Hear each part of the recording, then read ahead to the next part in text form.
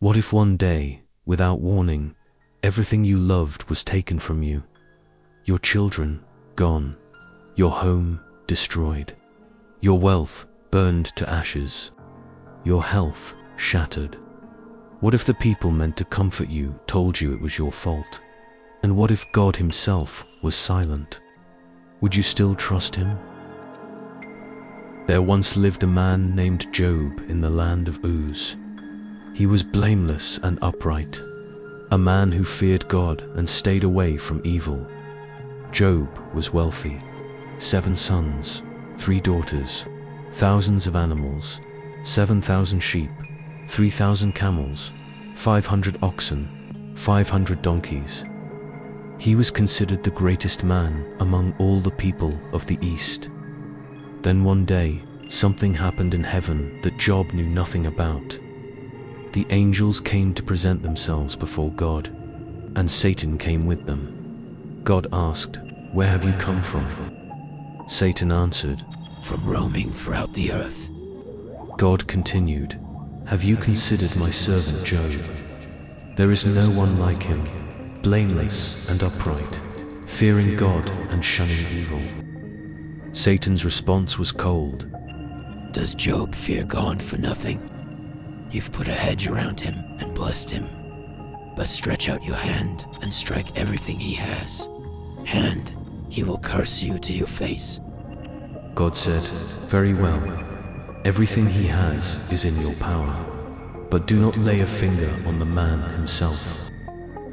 One ordinary day, Job was at home when messengers began arriving, one after another, each bearing more horrifying news than the last. First messenger: "The Sabaeans attacked. Your oxen and donkeys gone, your servants killed. I'm the only one who escaped." Before he finished speaking, a second burst through the door. "Fire fell from heaven.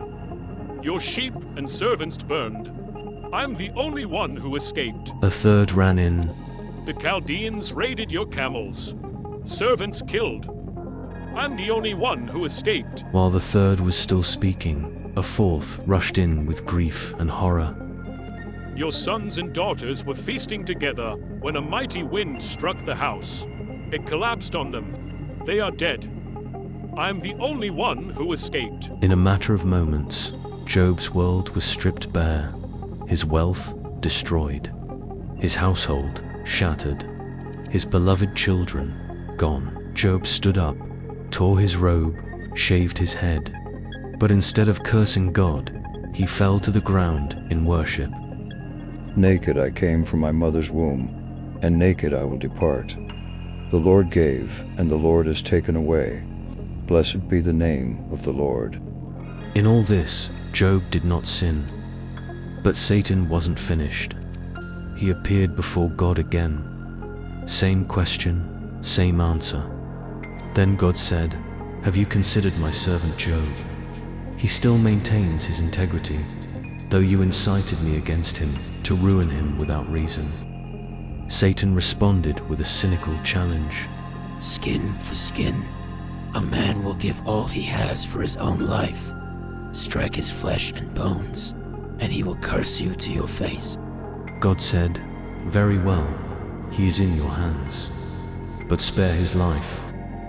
Satan struck Job with painful boils across his entire body, from the top of his head to the soles of his feet. Every inch of flesh screamed in agony. Skin blistered and cracked. Pus oozed from open wounds. Stripped of his children, his wealth, and now his health, Job was unrecognizable. He wandered to the edge of the city where ashes were dumped. There he sat alone, humiliated, scraping his sores with broken pottery. His wife looked at him with eyes hollowed by grief and said, "Are you still holding on to your integrity? Curse God and die."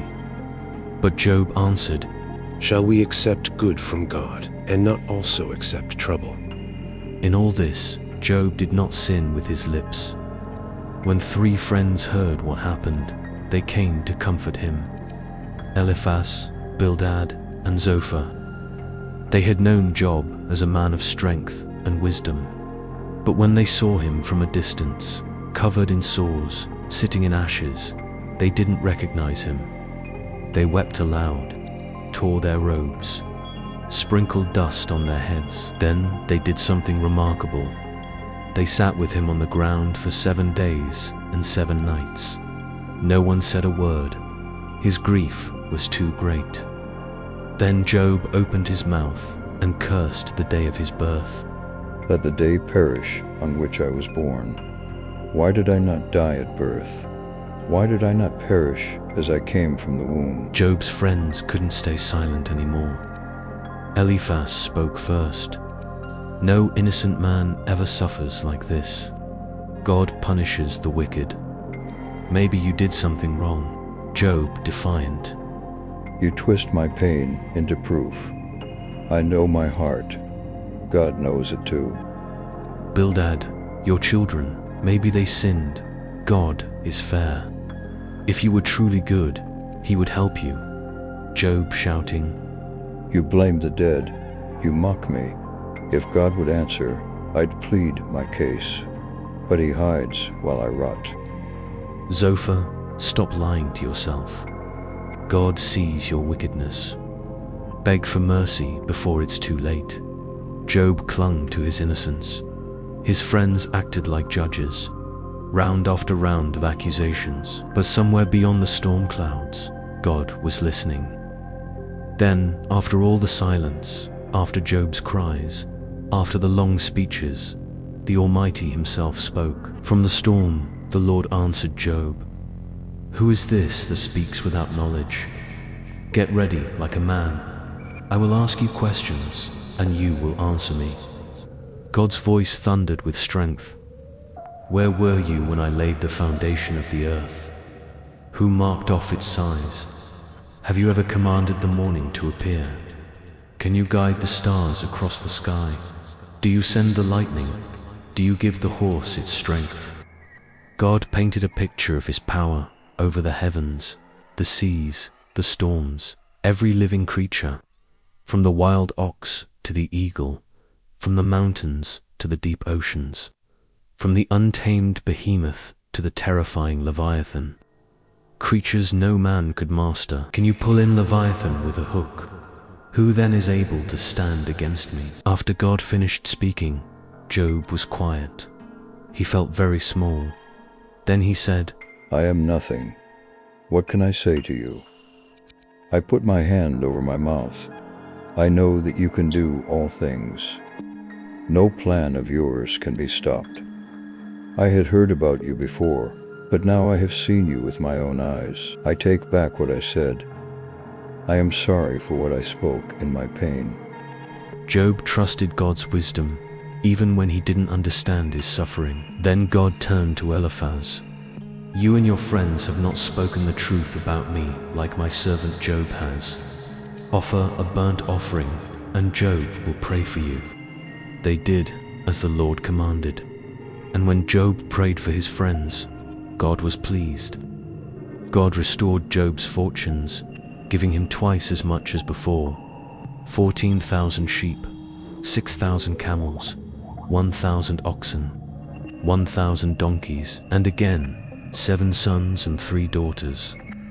Job lived another 140 years, seeing his children and grandchildren to the 4th generation. At the end, Job died an old man, full of years. But here's something important.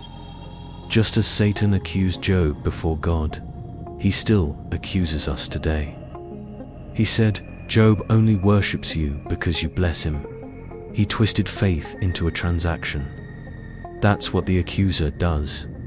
He distorts truth, plants doubt, whispers, you don't deserve God. You've already sinned. Might as well keep going. Being faithful to God doesn't mean life will always be easy. We will face pain, troubles, and moments we don't understand. God's ways are higher than ours. His wisdom is deeper than we can see. Sometimes we won't know why things happen the way they do, and that's okay. When we hurt, it's okay to cry, to ask questions, to feel confused, even angry.